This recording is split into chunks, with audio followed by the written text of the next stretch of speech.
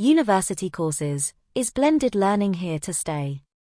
Stewart Watts discusses how universities can best implement a blended learning model and make sure that online learning components cater to the needs of students, reduce staff workloads, and complement current learning objectives. Recent data collected by the BBC shows that almost a third of universities are still combining face-to-face teaching with online learning for the 2022 to 2023 academic year. While there have been mixed reactions from students and lecturers alike, there is an argument for hybrid learning as long as it is well executed and accounts for the needs of all students. As the past 2 years have demonstrated, universities need to think carefully before rolling out complex digital learning environments. If institutions want to continue using a hybrid learning format this year, they need to ensure in-person classroom teaching is paired with online components more effectively. Most importantly, universities need to ensure that their online learning provision is robust, can cater to all students' needs and is flexible enough for teachers to adjust courses at will. Online learning should complement all current learning objectives and ultimately improve delivery of teaching, reduce workloads for lecturers, and provide further support for students. For many students going to university, it is a time of meeting new people and having new experiences. Universities must balance these expectations while using technology to enhance the student experience. Data-driven learning. Blended learning can provide lecturers with valuable data on their students. For this approach to be effective, staff use the data and digital tools at their disposal to gain sufficient insight into individual students' progression and needs. To address student learning gaps, lecturers will need continuous insight into how students are getting on during individual study, in seminars and lectures, and in exams. Hopefully, through the implementation of a digital learning strategy, teachers will have access to more student data and will gain real visibility into students' performance, particularly when it comes to identifying specific areas for development.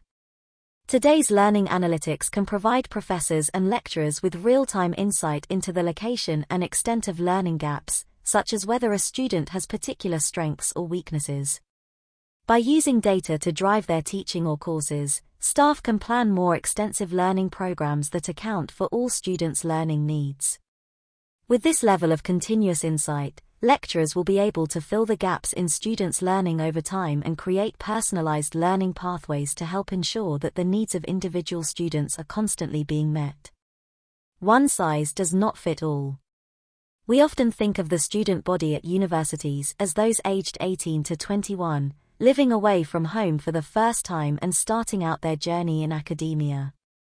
While this description fits many students, there are many different types of people studying at universities across the country, and a blended learning approach could really benefit them. They could be parents studying part-time, those studying alongside their careers, or people who have a learning difficulty or disability that makes it easier for them to learn from home. The one-size-fits-all approach is simply no longer viable. What works for one student may not work for another. The continuation of blended learning at universities will hopefully allow lecturers to cater their teaching to all their students no matter where they are. Blended learning encourages and enables increased customization and personalisation, allowing students to move at their own pace, in a way that is flexible for them. This is especially helpful for students who don't perform as well under exam pressure, as their tutors can use data to assess them alongside exams. It is also more efficient for lecturers, freeing up their time as data can be used to easily see which students need more help, reducing their workloads or allowing more time for one-on-one teaching. This will certainly help those students who benefit from one-on-one time with their tutors or may need extra guidance away from their timetabled lectures and seminars. Additionally, online learning tools can provide extra resources for those who need them, such as reading materials or videos that support learning. Essentially, online learning can be a one-stop shop for course content and administration that is easily accessible for all students. The future is flexible. The pandemic has taught us that you can never be too prepared. When it first hit, many universities did not have the capabilities to move straight to online learning. Maintaining some level of online learning can ensure that if a global event, such as a pandemic, were to happen again, universities will be far more prepared and students will miss out on less learning. It's being predicted that universities in the UK are planning on striking again in 2023. Online resources, such as pre-recorded lectures or online forums, can help minimize disruption of learning. Additionally, online resources can help students catch up on missed teaching time. A diverse student population, changing expectations of students and lecturers, and increasing workloads for lecturers have all changed how universities deliver their teaching.